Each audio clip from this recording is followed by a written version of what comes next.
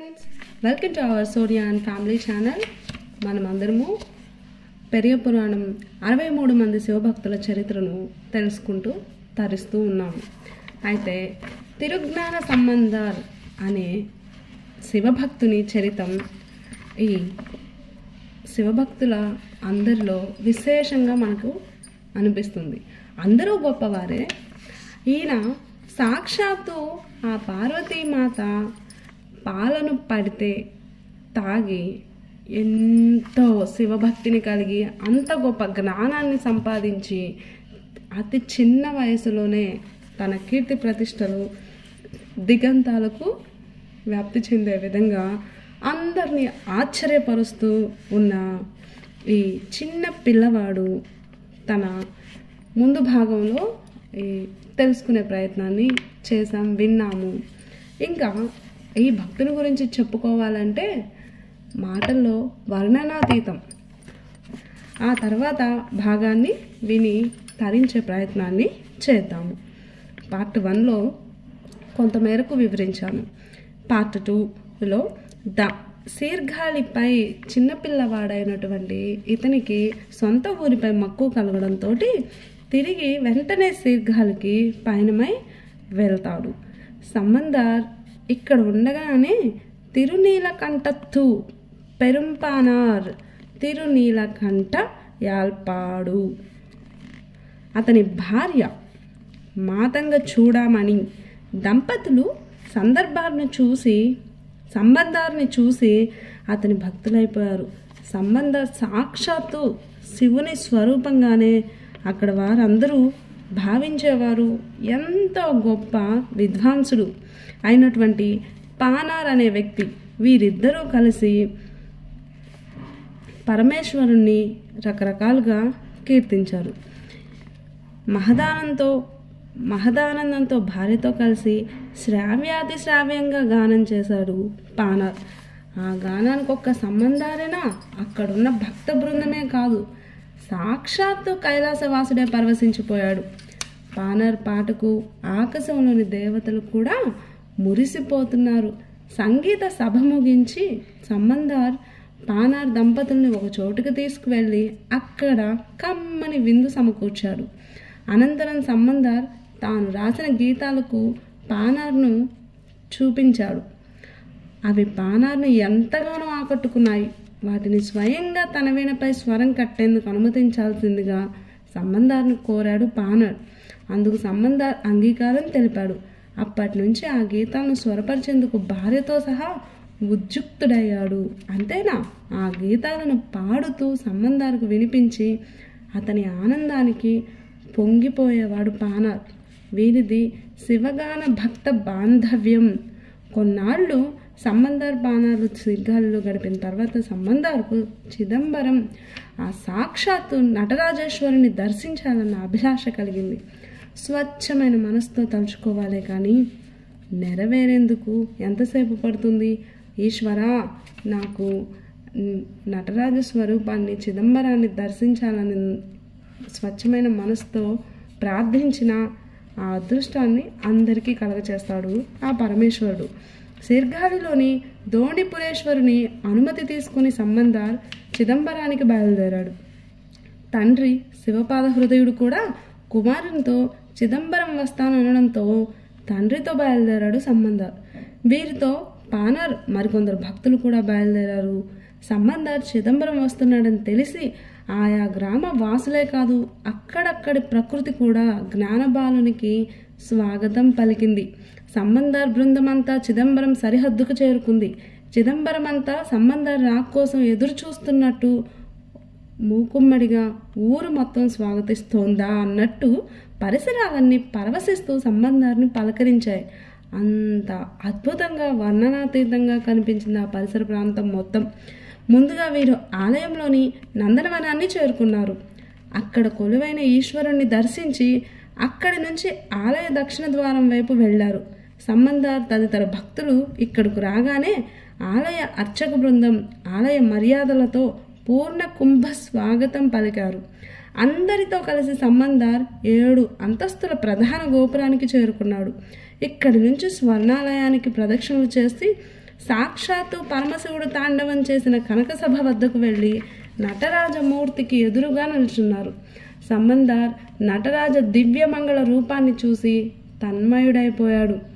ఏమా రూపము స్వామి, నా మానస వీధినందు నర్తించే నీ మోమును చూడంగా వెనుక బాముల నా పుణ్యమేమో పన్నగ భరణ అంటూ నిలువెల్లా కళ్ళు చేసుకున్నాడు. ఎంత చూసినా తనివి తీరడం లేదు. కొద్దిసేపు సాష్టాంగపడ్డాడు. కాసేపు 2 చేతులు పైకెత్తి నమస్కరించాడు. కాసేపు కళ్ళు మూసుకొని మనసులో ధ్యానించాడు. మొత్తానికి ఎక్కువసేపు రెప్పలు వాల్చకుండా ఆ సుందర రూపాన్ని చూస్తూ నిల్చుండిపోయాడు. ఆహా, ఎంత గొప్ప మూర్తి, ఏమి నా అదృష్టం! ప్రతినిత్యం ఈ దివ్యమంగళ రూపాన్ని చూసే అదృష్టానికి నోచుకున్న ఆలయ పూజారులను సంబంధాలు పలు రీతిలా శ్లాఘించాడు. అలా ఎంతసేపు పరమశివుడిని చూస్తూ ఉండిపోయాడో అతనికే తెలియదు. సాయంత్రం అయింది. అప్పటి వరకు నటరాజస్వామికి తన కిరణాలతో వెలుగు హారతులు ఇచ్చిన సూర్యభగవానుడు పశ్చిమాద్రికి చేరుకుంటున్నాడు. తననే శిరస్సుపై ఆభరణంగా ధరించిన చంద్రశేఖరుని దర్శించుకునేందుకు ఆతురతగా ఉదయిస్తున్నాడు అమృతాంశుడు చందమామ. ఆ రాత్రి సంబంధార్ చిదంబరానికి సమీపంలో ఉన్న తిరువేట్కాలానికి వెళ్ళి అక్కడ కొలువున్న ఈశ్వరుణ్ణి స్తుతించాడు. కొన్ని రోజులు ఇక్కడే ఉండి రోజు ఉషోదయ కాలంలో చిదంబరేశ్వరుని దర్శించుకుంటూ గడిపాడు. అనంతరం కళ్ళిపాళ్ళై తిరుపతి క్షేత్రాల్లోని ముక్కంటిని దర్శించుకున్నాడు. ఈ విధంగా అక్కడక్కడ ఉన్న ఆ చిదంబరంలోని చుట్టుపక్కల ప్రాంతాల్లోని ఆ నటరాజమూర్తిని ప్రతిరోజు అన్ని చోట్ల దర్శించుకొని చిదంబరంలో తాండవమాడే నటరాజమూర్తిని ప్రతిరోజు దాదాపు 3000 మంది దీక్షితులు దర్శించుకుంటూ ఉంటారు. వారి భాగ్యానికి ఎంతగానో మురిసిపోయాడు సంబంధార్. అయితే సంబంధార్ తనతో ఉన్న తిరునీలకంఠ యాల్పనార్ పెరుపానార్కు వీరందరినీ సాక్షాత్తు శివగణాలుగా కనిపించేలా చేశాడు. ఇది చూసి ఆశ్చర్యపోయాడు పానార్. ఒకరోజు చిదంబరవాసులతో సంబంధార్ కనకసభలో నాట్యం చేస్తున్న తాండవ నటరాజు ఎదురుగా ఉండే తిరుక్కలిట్రా పాడి నటరాజమూర్తికి ఎదురుగా ఉండే మెట్లకి నమస్కరించుకుని ఇక్కడి నుంచే స్వామికి చేసే అభిషేకాలు అర్చనలు చూసి అవన్నీ తానే స్వయంగా చేస్తున్నట్టు భావించాడు. అనంతరం తాండవ శివుణ్ణి చూసి తన్మయుడే ఆనందంతో కీర్తిస్తూ చిందులు వేశాడు. తర్వాత నటరాజు అనుమతి తీసుకొని పానార్ అభ్యర్థన మేరకు అతని పుట్టిన ప్రాంతానికి బయలుదేరాడు. అక్కడికి వెళ్లే దారిలో ఉన్న నీవా నదీ తీరానికి నలువైపులా ఉన్న శివక్షేత్రాలలోని పరమేశ్వరుని సేవించుకుంటూ వెడుతున్నారు. అలా వెడుతున్నప్పుడు ఎట్టు చూసినా పచ్చపచ్చగా కంటికి ఇంపుగా కనిపిస్తూ తోటలు పొలాలతో ఉన్న ఎరుక్కతంబులి గ్రామం చేరుకున్నారు. అక్కడికి రాగానే పానార్ ఇదే తన స్వగ్రామమని సంబంధాలకు తెలిపాడు. ఈ గ్రామంలో నెలకొన్న ఈశ్వరుని సేవించి ఇలాగే అనేక శైవక్షేత్రాలను దర్శిస్తూ విలువైన మణిమాణిక్యాలతో అలరాడుతూ చుట్టూ మణిముత్తారు నదీ ప్రవాహ ఝరిలో తేలియాడుతున్నట్టు గోచరించే విలువైన వృద్ధాచలాన్ని చేరుకున్నాడు. ఇక్కడకు చేరగానే ఈ కొండకు గిరిప్రదక్షిణ చేసి ఇక్కడ వేంచేసిన శివయ్యను దర్శించుకున్నాడు. అలా శివుణ్ణి అర్చిస్తూ ఇక్కడ కొన్ని రోజులుండి పరమేశ్వరుని సేవించుకున్నాడు. తర్వాత వృద్ధాచలేశ్వరుని అనుమతి తీసుకుని నంది అక్కడ నుండి తిరుపెన్నాగడం వెళ్ళాడు సంబంధార్. ఆ క్షేత్రంలో నెలకొన్న తూంగనైమాడం ఆలయంలో కొలువుండే దివ్య తేజో రాశి అయిన పరమేశ్వరుని దర్శించి ఆపదలు తొలగిపోవాలని కోరుకునేవారు నిన్ను చిత్తశుద్ధితో స్మరించుకోవాలంటూ పరవశించి గానం చేశాడు.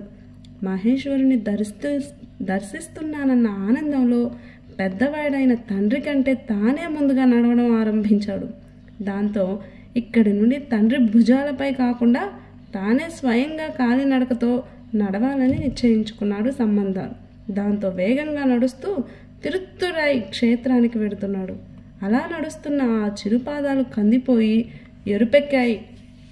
అదే సమయంలో ఉమామహేశ్వర్లు ఆకాశం మార్గాన పయనిస్తున్నారు. ఈ దృశ్యం వారి కంటపడింది. బాలచంద్రుని వంటి సంబంధుడు ఇంత దూరం అలసట కూడా తెలియకుండా చిన్ని చిన్ని పాదాలతో నడుస్తూ శంభో హరహర మహాదేవ అంటూ ప్రార్థిస్తూ దారిలో ఉన్న మారన్పాడి క్షేత్రాన్ని సమీపించారు. చాలా దూరం నడవడంతో వీరికి అలసట ఎక్కువైంది. తాను అలసి చతికిల పడితే తోటి భక్తులు ఎంత కుంగిపోతారో అనుకుంటూ సంబందార్ గట్టిగా పంచాక్షరి మంత్రాన్ని స్మరించి, ఇప్పటికి భక్తులారా, ఇక్కడితో మన ప్రయాణం చాలించి ఈ రాత్రి ఇక్కడ విశ్రమించి రేపు ఉదయం తిరిగి బయలుదేరదామన్నాడు. తన ప్రతాపంతో బాల సంబంధుడు సాక్షాత్తు సుబ్రహ్మణ్య స్వరూపుడు అలసిపోయాడని భావించి, ఏమో ఆదిత్యుడు తన కిరణ ప్రతాపాన్ని చాలించి పశ్చిమాద్రికి చేరుకున్నాడు. సంబందార్ మాటలతో భక్తులంతా ఆ రాత్రి అక్కడే గడిపారు. కలయ లేక ఈశ్వర మాయ అన్నట్టు జరిగిన చిత్రం వైనం. తన నిజభక్తుడు అలా శ్రమపడుతూ నడుస్తూ ఉండడాన్ని భగవంతుడు భరించలేకపోయాడు అనుకుంటాం. తననే నమ్ముకున్న వారు ఇబ్బందులు పడుతుంటే చూస్తూ ఊరుకోవడానికి పరమేశ్వరునిది పాషాణ హృదయం కాదు కదా. అందుకే సంబందార్ తదితరులు బస చేసిన ప్రాంతానికి సమీపంలో ఉన్న నెలూయిల్ అనే గ్రామంలోని వారందరికీ ఆ రోజు ఒకే రకమైన కల వచ్చింది. ఆ కలలో జగదీశ్వరుడైన పరమేశ్వరుడు సాక్షాత్కరించి, నాకు పరమ భక్తుడైన జ్ఞాన సంబందార్ ఇక్కడున్న నా సన్నిధికి వస్తున్నాడు కాబట్టి మీ ఆలయ వాహన మండపంలో అతని కోసం ముత్యాల పల్లకి, ముత్యాల తొడుగు, శంఖం తదితరాలను తీసుకొని అతనికి ఎదురు వెళ్ళి స్వాగత సత్కారాలతో ఊళ్ళోకి తీసుకొని రమ్మని ఆదేశించాడు సాక్షాత్తు పరమశివుడు. దాంతో ఆలయ ధర్మకర్తలు అర్చకులంతా ఆశ్చర్యపడి ఆలయ వాహన మండపంలోకి వెళ్ళి అక్కడ చూశారు. నిజానికి అసలు ఆ ఆలయంలో అటువంటి పల్లకి, గొడుగు ఇత్యాది ఏవీ లేవు. కానీ చిత్రంగా అవన్నీ అక్కడ ఉండేసరికి వారంతా నివ్వెరపోయారు. వాటిని చూసి ఆ వస్తువులను ఈశ్వర ప్రసాదంగా భావించి నమస్కరించుకున్నారు. ఇక్కడ అర్చకులకు, ఊరి వాళ్లకు కనిపించిన విధంగానే అక్కడ సంబంధాలకు కూడా కలలో కనిపించి, భక్త, నీకు నేను రేపు ముత్యాల పల్లకి, గొడుగు తదితరాలను పంపిస్తున్నాను, వాటిని ఎక్కి నీవు గుడికి రావాల్సిందిగా సంబంధాలకు చెప్పాడు ఈశ్వరుడు. పరమేశ్వరుడు తనకు చెప్పిందంతా తోటి వారికి తెలియజేశాడు సంబంధార్. తమ గ్రామానికి రేపు రాబోయే పరమేశ్వరుని భక్తునికి ఘన స్వాగతం ఇచ్చేందుకు ఊరివారు, ఆలయ సిబ్బంది అంతా సిద్ధమయ్యారు. ఊరంతా అప్పటికప్పుడు పూల తోరణాలతో అలంకరించారు. తెల్లవారింది. జరగబోయే అద్భుతాన్ని చూద్దామన్నట్టు అరుణుడు ఆతృతగా తూర్పు కొండపై ఉదయించాడు. బాల సంబంధ నిత్యాగ్నిహోత్రాదులను పూర్తి చేసుకొని పంచాక్షరి మంత్రాన్ని జపించుకుంటున్నాడు. ఇంతలో అక్కడంతా సందడి, కోలాహలం మొదలైంది. ఊరి వారందరూ హరినామ స్మరణ చేసుకుంటూ పల్లకి, ఛత్రం తదితరులతో ఆర్భాటంగా సంబంధాలను బస చేసిన ప్రదేశానికి వచ్చారు. వారంతా ఈ బాల సంబంధాలకు నమస్కరించి, పరమేశ్వరుని పంపుపై తాము ఇక్కడికి వచ్చాము, దయించి మీరు మా సేవను గ్రహించి మమ్మల్ని, మా ఊరిని పావనం చేయండి ప్రాధేయపడి వేడుకున్నారు. అందుకు సంబంధార్, ఇదంతా నటరాజేశ్వరుని దయావీక్షణమే. శివదాసుడినైన నన్ను తన స్వీయ భక్తులతో ఒకనిగా స్వీకరించాడని వినమ్రంగా వారితో చెప్పి శివకరుణను తనదైన శైలిలో కీర్తించి పరమేశ్వరుడు పంపిన పల్లకి, ఛత్రం తదితర వస్తువుల చుట్టూ భక్తియుత మనస్కుడై ప్రదక్షిణం చేసి పంచాక్షరి జపిస్తూ పల్లకికి ఎక్కాడు. అతడు పల్లకి ఎక్కడంతోనే భక్తకోటి హరినామ స్మరణలు మిన్నంటాయి. వేదఘోష నలుదిశలా వ్యాపించింది. దేవతలు పుష్పవృష్టి కురిపించారు. శంఖం ఎవరూ పూరించకుండానే ధ్వనించింది. ఇంతటి అద్భుతమైన దృశ్యాన్ని చూసి అక్కడి వారంతా ఆనందాబ్దిలో మునిగిపోయారు. జ్ఞాన సంబంధుణ్ణి వెనక నడుస్తుండగా శివుడు ప్రసాదించిన శంఖనాదంలో సప్తలోకాలు, వేదాలు ధ్వనిస్తుండగా సంబంధుడు నడుస్తూ ఉన్నాడు. వేదమాత భవానీదేవి తాగించిన జ్ఞాన క్షీర శక్తితో బాలుడికి ఇక్కడికి ఆగమిస్తున్నాడు. ఇంతవరకు ఏ గురువు వద్ద అభ్యసించకుండానే అలవడ్డ వేద విజ్ఞాన వివేకంతో బాల తమిళ పండితుడు, మధుర కవి సంబంధుడు వస్తున్నాడని శంఖధ్వని చెప్పకనే చెబుతోంది. అజ్ఞానాంధకారాన్ని రూపుమాపి తమిళ వేదాన్ని ప్రకాశింపజేసిన జ్ఞానభాస్కరునికి జయము జయము అంటూ భక్తులు చేసే జయ జయధ్వానాలు దిక్కులు నిండుతున్నాయి. సంబంధుడు ఎక్కిన పల్లకి నరుత్తేశ్వరుని ఆలయానికి చేరుకుంది. వెంటనే సంబంధుడు ఆలయానికి కొంచెం దూరంలోనే పల్లకి దిగి ఆలయం చుట్టూ ముమ్మారు ప్రదక్షిణ చేశాడు. మహేశ్వరా, నీవు నన్ను కూడా ఒక వస్తువుగా భావించిన నీ కరుణా వీక్షణానికి, నీ స్వర్ణ చరణారవిందాలకు వేల వేల నుతులు అంటూ ఒక పత్తికాన్ని పాడాడు. తననింత అభిమానించిన ఊరివాసుల్ని, తననింత కరుణించిన పరమేశ్వరుని సేవించుకుంటూ అక్కడ కొద్ది రోజులున్నాడు. ఇక్కడుండగానే ఒకరోజు సంబంధాలకు తన స్వగ్రామంపై మనసు మళ్ళింది. దాంతో అక్కడి పెరియనాయనారికి తోణియప్పర్లు హృదయపీఠంపై కదలాడారు. దాంతో ఇక్కడి నరుత్తరేశ్వరిని స్వామి అనుమతి పొంది ఈశ్వర ప్రసాదమైన పల్లకిలో శీర్ఘాలి పయనమయ్యాడు. మార్గమధ్యంలో ఎందరో భక్తులు సంబంధాలకు స్వాగతాలందించారు. జ్ఞాన సంబంధ దర్శనంతో తమ జన్మలు సఫలమయ్యాయని భావించారు. గజచర్మాంబరధారి కృత్తివాసుడైన తిరుప్పళయూర్ దర్శించి అక్కడున్న భక్తుల సేవానిరతిని కీర్తించి విషయమంగై వైక తిరుపురంబాయం సేజ్జలూరు తదితర క్షేత్రాన్ని దర్శించాడు. అలాగే చండేశ్వర నాయనార్ వంటి పరమ శివభక్తుడు పుట్టిన ప్రాంతమైన తిరుచేమ్యనలూరు, తిరుప్పనందాళ్, ఓమాపులియార్, పుత్తూరు, కడంబి, నరయ్యూరు, కురుప్పరియాలూరు, వాల్కోలిపుత్తూరు, తిరునావలూరు క్షేత్రాలు దర్శించాడు. ఆయా ప్రాంతాల్లో అక్కడి భక్తులు ఘన స్వాగతం చెప్పారు. ముత్తైదువులు 10 కాలాల పాటి భక్తుడు జీవించాలి అని దీవెనలిస్తూ పైలాలు చల్లారు. వారందరితో కలిసి బాల సంబంధాలు ఆయా ఆలయాలు దర్శించాడు. చివరికి తాను నమ్ముకున్న పరమేశ్వరుని పట్ల విముఖత చూపాడని కన్న తండ్రి కాళ్ళను సైతం నరికిన చండీశుని భక్తిభావాన్ని విశేషంగా కీర్తించాడు. అలా అనేక క్షేత్ర సందర్శనాలు చేస్తూ పచ్చని వరి పొలాలతో అలలారే రమ్యమైన స్వగ్రామం శీర్ఘాలికి చేరి అక్కడి తోణీపురేశ్వరుని ఆలయానికి బయలుదేరాడు. గ్రామ ప్రజలంతా పూర్ణ కుంభంతో స్వాగతం పలికారు. సంబంధుడు పల్లకి దిగి తన వారందరికీ పాద నమస్కారాలు చేశాడు. ముత్తైదువులు మంగళ గీతాలు పాడుతూ తనను అనుసరిస్తుంటే ఆలయ ప్రవేశం చేసి తన తోణీపురేశ్వరుని కన్నులారా దర్శించుకుని సాష్టాంగ దండ ప్రణామం చేశాడు. అనంతరం తన అనుంగు మిత్రుడైన పానార్ మతంగ చూడామణులను వారింటికి వెళ్లేందుకు అనుమతి ఇచ్చి తాను కూడా స్వగృహానికి వెళ్ళాడు. తల్లి భగవతి ఎన్నో క్షేత్రాలను దర్శించి వచ్చిన తన కుమారునికి హారతిచ్చి తనివి తీరా హృదయానికి హత్తుకుంది. సంబంధాలు స్వగ్రామంలోనే ఉంటూ తోణీపురీశ్వరుణ్ణి అనేక విధాలుగా కీర్తిస్తూ ఇక్కడే ఉండిపోయాడు. ఉపనయనోత్సవం ఘనంగా జరిగింది. కొన్నాళ్లకు శివపాద హృదయుడు తన కుమారునికి ఉపనయనం చేయాలనుకున్నాడు. జీవన్ముక్తుడైన జ్ఞాన సంబంధాలకు అది లాంఛనప్రాయమైన అయినా తండ్రి కోరిక మేరకు ఉపనయనోత్సవానికి ఏర్పాట్లు చేస్తున్నాడు.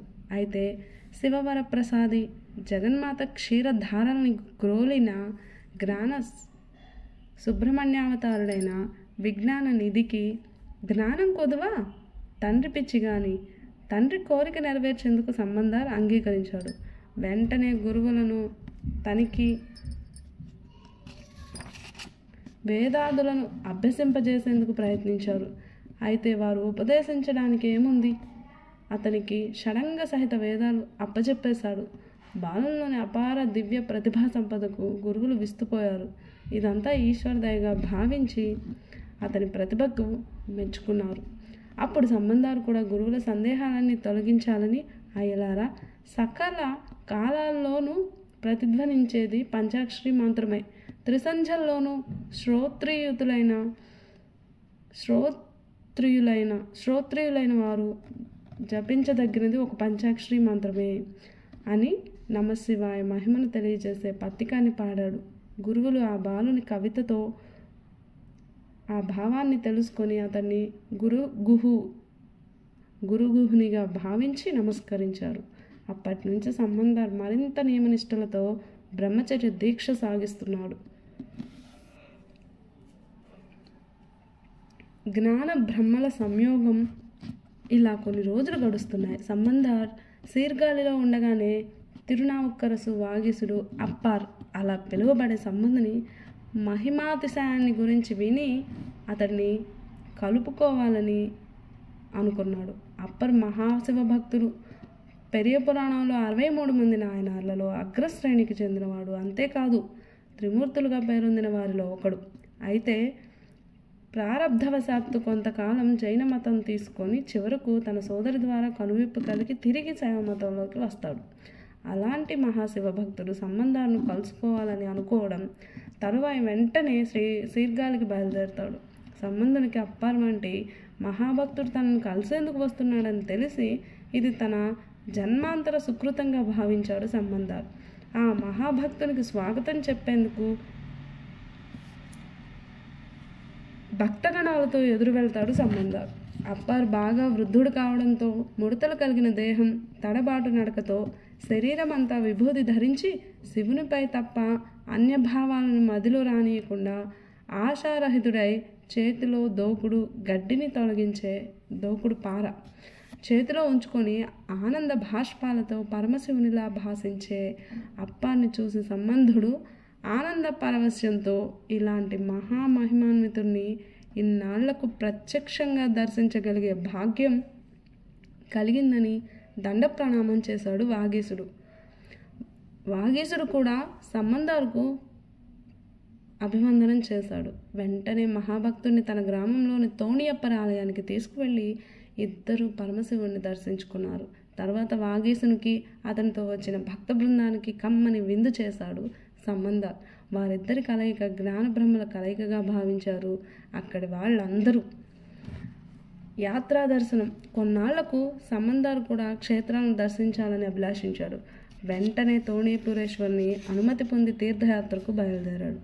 అతని వెంట తండ్రి శివపాద హృదయుడు, నీలకంఠ పానార్ దంపతులు, సత్యాన్వేషకులైన తాపసులు కొందరు భక్తులు సంబంధాలను అనుసరించారు. అయితే శివపాద హృదయుడు కొంతవరకు మాత్రమే తాను కుమారునితో వస్తానని, తర్వాత శీర్ఘాలు తిరిగి వచ్చి శివయాగం సంకల్పించానని కుమారునితో చెప్పారు.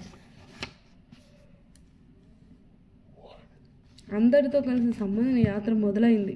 సంబంధాలు మాత్రం నిలియూరులో శివుడు అనుగ్రహించిన ముత్యాల పల్లకి ఎక్కి పూర్ణచంద్రునిలా భాసిస్తూ ఎండ సోకకుండా ముత్యాల గొడుగు నీడలో యాత్ర ఆరంభించాడు.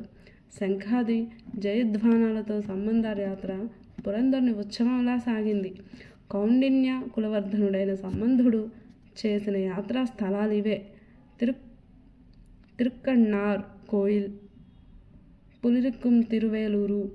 ఇక్కడే జటాయువు సంపాతులు పూజించిన ప్రదేశం. ఈ ప్రదేశంలోని ఈశ్వరుని స్తుతించి అక్కడి నుంచి కావేరీ నది పరిసరాల్లో ఉన్న తిరునిక్రి అన్నియూరు ఇంకా అనేక ఇతర ఊర్లు ఆ ఈశ్వరుని దర్శించి వేద జటల్ని అవలీలగా గానం చేయగల వేద పండితులున్న ఆ ప్రదేశాలన్నీ దర్శించి అలా ఆ శివక్షేత్రాలను సందర్శించి ఆలయ ప్రదేశాలను పరమేశ్వరుని సాగిలపడి మొక్కి తన కవితా ప్రసూన మాలికలను శివుని గళసీమలో అలంకరించాడు. ఈ విధంగా అనేక శివ క్షేత్రాలను దర్శించి పరవశులయ్యారు. మరుత్తులు, మరుద్గణాలు. మరుత్తులు కశ్యప ప్రజాపతి దితిల పుత్రులు. ఒకసారి దితి ఇంద్రుణ్ణి సంహరించగల కుమారుడు కావాలని కశ్యప మునిని అర్థించింది. అందుకు అనుగ్రహించిన కశ్యపుడు పుంసవనం అనే వ్రతాన్ని కల్పించి సంవత్సరం పాటు శ్రద్ధగా నిర్విఘ్నంగా చేయాలని వ్రత నియమాలు భార్యకు తెలియజేశాడు. దితి తనను చంపే పుత్రుని కోసం వ్రతం చేస్తోందన్న విషయం తెలిసిన ఇంద్రుడు ఆ వ్రతాన్ని భగ్నం చేయాలని సమయం కోసం వేచి చూస్తూ ఆమెకు సేవ చేసే కారణంతో ఆమె వద్దకు వచ్చాడు. సంవత్సర కాలం పూర్తి కాబోతుండగా కొద్ది రోజుల ముందు ఒకనాటి సంధ్యా సమయంలో ఎంగిలి ఆహారం తిని కాళ్ళు కడుక్కోవడం మర్చిపోయింది దితి. విధి వైపరీత్యమా, అలాగే నిద్రపోయింది కూడా. అలా నియమోల్లంఘనం జరగడంతో సమయం కోసం గోతి వద్ద నక్కలా వేచి చూస్తున్న సహస్రాక్షుడు ఇదే అదునుగా భావించి దితి గర్భంలోకి ప్రవేశించాడు. గర్భస్థ పిండాన్ని తన వజ్రాయుధంతో 7 ముక్కలుగా ఖండించాడు. ఆ శిశువు ముక్కలై కూడా ఒక్కో ముక్క ఒక్కో బాలునిలా ప్రకాశిస్తున్నాడు. దాంతో ఇంద్రుడు తిరిగి ఆ ఒక్కో ముక్కను 7 ముక్కలుగా నరికాడు. వారే ఆ 49 మంది బాలురుగా ఉదయించే బాల భాస్కర సమానులై వెలుగులీనుతున్నారు. మేమంతా మరుద్గణాలమై నిన్ను సేవించుకుంటాం, మమ్మల్ని సంహరించుకు అంటూ వాళ్ళు దేవేంద్రుని ప్రార్థించారు. అందుకు ఇంద్రుడు అంగీకరించాడు. ఆ 49 మంది మరుద్గణాలు దితి గర్భం నుండి బయటకు వచ్చారు. అప్పటి నుంచి వారంతా దితిపుత్రులై మరుత్తులుగా దేవతలుగా పూజార్హులయ్యారు. వీరే తుఫాన్లు గాలివాన్లకు ప్రతినిధులని కూడా చెబుతారు. ఇంతకీ ఆ 49 మంది ఇరుగో వీరే: ఏకజ్యోతి, ద్విజ్యోతి, త్రిజ్యోతి, జ్యోతి, ఏకశక్రుడు, ద్విశక్రుడు, త్రిశక్రుడు, మహాబలుడు, ఇంద్రుడు, గజదృశ్యుడు, పతిసకృత్పరుడు, ఇలా అనేక పేర్లతో ఆ 49 మంది ఉంటారు. వీరినే మరుత్తులు, మరుద్గణాలుగా ప్రసిద్ధి చెందారు. వీరిని భాగవతం ఆధారంగా చెప్పడం జరుగుతుంది. ఆయా క్షేత్ర సందర్శనానంతరం సంబంధ దేవంగుడిని చేరుకొని అక్కడి నీలకంఠుని చూస్తూ, పరమేశ, నీ రూపమే ఒక మంత్రం, భవరోగాల్ని పరిహరించే పరమౌషధం కదా స్వామి అంటూ స్తుతించాడు. సంబంధాలు వెళ్ళిన ప్రతి చోట పల్లకి దిగి ఆయా దైవాల్ని అక్కడి భక్తుల్ని సేవించుకున్నాడు. ఇక మలపాడు నుంచి తిరుప్పాచిలాశ్రమం చేరాడు. ఈ విధంగా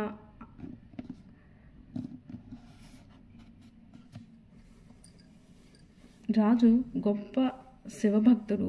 ఇతని పాలనలో ప్రజలంతా సుఖ సంతోషాలతో జీవనం సాగిస్తున్నారు. అయితే రాజ్యం అన్ని విధాలా బాగుంది, కానీ రాజుకు ఒకటే కొరత: అతని గుండెల్ని చితిలా దహించేస్తుంది. కొల్లి మలవ రాజుకు ఒక్కతే కుమార్తె, పేరు అమృతభాషిణి. అందాల రాసి అపరంజి బొమ్మ. అయితేనేం ఆమెకు మూర్ఛ వ్యాధి. ఆ వ్యాధితో ఆమె ఎంతో బాధపడుతుండేది. రోజులు గడుస్తున్నాయి. రోజులతో పాటు మృగ నేత్రి అయిన అమృతభాషిణి కూడా ఎదుగుతూ యవ్వనవతి అయింది. అగ్నిశిఖలా తేజోరిల్లుతుంది. అసలే లావణ్యవతి, దానికి తోడు యవ్వనం. పువ్వుకు తావి అబ్బినట్టు అందంగా చక్కగా ఉండేది. ఈ బాధ ఆ రాజుని అనారోగ్యమైన కూతుర్ని చూసి బాధపడేలా చేస్తూ ఉంది. ఆమెతో పాటు బంధువులు కూడా ఎంతో శోకిస్తుండేవారు.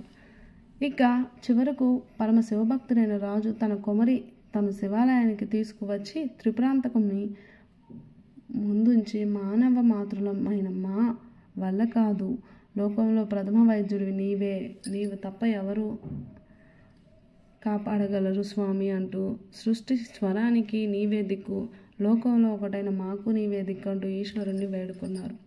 అయితే ఈలోగా తమ ప్రాంతానికి బాల తిరుజ్ఞాన సంబంధాలు వస్తున్నాడన్న విషయం రాజుకు తెలిసింది.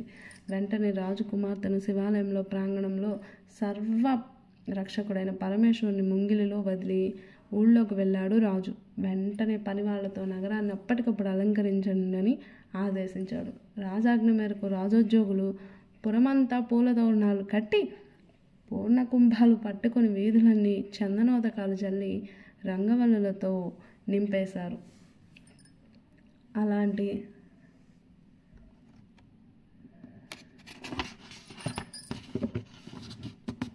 వైద్యో మనోదేవోహర రాజుతో పాటు నగర పౌరులంతా వెంటరాగా సంబంధార్ రాజమార్గాన్ని దాటి ఆలయాన్ని సమీపించాడు. అప్పటి వరకు సంబంధార్ పల్లకీలోనే ఉన్నాడు. ఆలయ మర్యాదలతో అర్చకులు సంబంధార్కు పూర్ణ కుంభంతో స్వాగతం ఇచ్చేందుకు వస్తున్నారు. వెంటనే సంబంధార్ పల్లకి దిగి గోపురద్వారంలోకి ప్రవేశించాడు. అప్పుడు కనిపించింది ఒక వింత దృశ్యం. పరమేశ్వరుని సేవించుకునేందుకు వచ్చే సంబంధార్కు గర్భాలయం ఎదురుగా మూర్ఛిల్లి పడి ఉన్న అమ్మాయి కనిపించింది. సంబంధార్కు ఆశ్చర్యపోతూ ఎవరీమా అని అక్కడి వారిని అడిగాడు. అంతా రాజు విచారవదనంతో సంబంధునికి నమస్కరించి జరిగిన వృత్తాంతాన్నన్నా తెలియచేశాడు. ఇక పత్తికంతో స్వామిని కీర్తించి పత్తికం పూర్తి అయ్యేసరికి గాఢ నిద్రపోతున్నట్టుగా ఉన్న బాలిక చివ్వున లేచి తండ్రి భుజానికి ఆనుకొని నిలబడింది. అది చూసి అక్కడి వారంతా నివ్వెరపోయారు, ఆనందభరితులయ్యారు.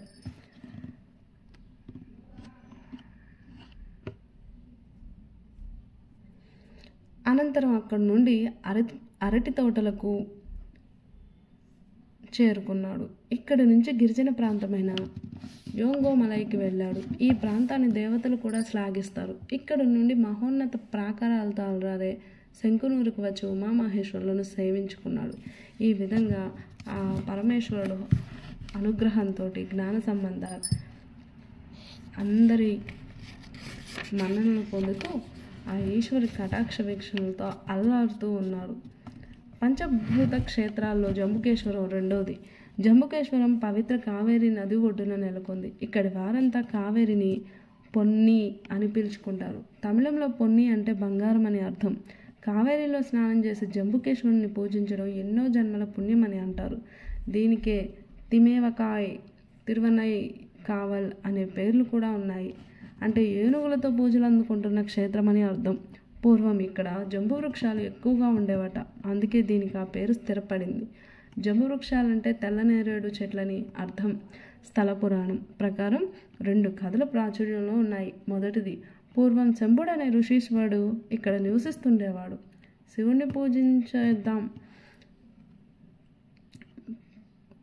శివుని పూజించందే మంచినీరు కూడా స్వీకరించేవాడు కాదు.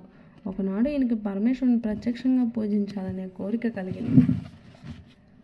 అందుకోసం ఘోరమైన తపస్సు ఆరంభించాడు. అతని తపస్సుకు మెచ్చిన అభవుడు ప్రత్యక్షమై ఏం కావాలో కోరుకోమంటే శంభుడు పరమేశ నిన్ను ప్రత్యక్షంగా పూజించే అవకాశాన్ని కల్పించమని కోరుకున్నాడు. భోళాశంకరుడు అందుకు అంగీకరించి, ఇక్కడే నేను లింగ రూపంలో వెలుస్తాను, నువ్వు జంబువృక్ష రూపంలో ఉండి నన్ను పూజిస్తామని చెప్పి అంతర్ధానమయ్యాడు. అప్పటి నుంచి పరమేశ్వరుడు లింగ రూపంలో ఆవిర్భవించగా శంభుడు జంబువృక్షమై శివుణ్ణి అర్చిస్తుంటాడని ఒక కథనం. ఆలయ ప్రాంగణంలోని జంబువృక్షమే శంభుడని భక్తుల విశ్వాసం.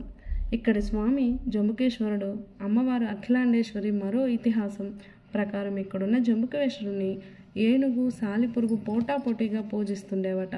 శ్రీకాళహస్తి స్థల పురాణానికి సామీప్యంగానే ఉంటుంది ఈ కథ కూడా.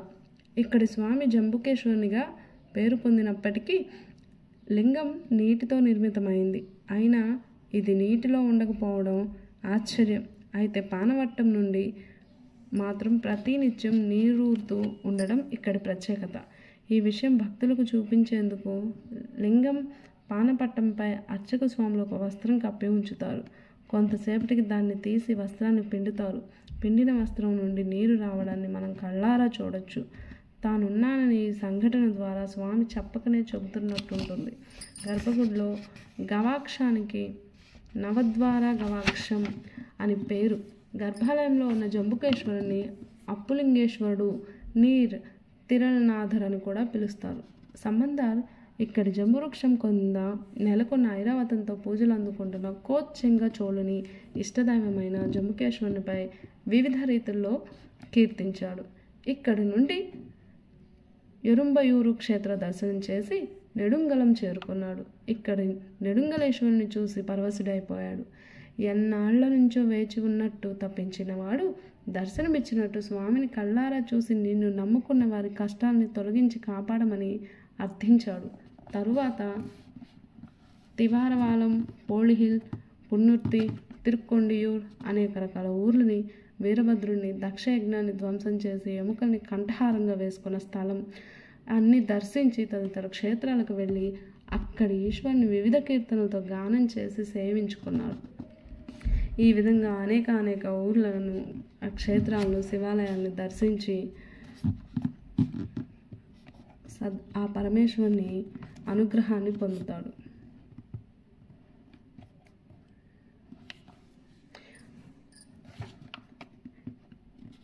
ఇవల్నల్లూరు అనే ప్రత్యేకమైన ఊరికి వచ్చాడు. ఈ ఊరికి సంబంధించి ఒక కథ ప్రచారంలో ఉంది. ఈ ఊరిలో ఒక జంట కాపురం ఉంటుంది. ఎంతో అన్యోన్యంగా వారు సంసారం చేసుకుంటున్నారు. ఒకసారి భర్త పని మీద పొరుగురికి వెళ్లాల్సి వచ్చింది.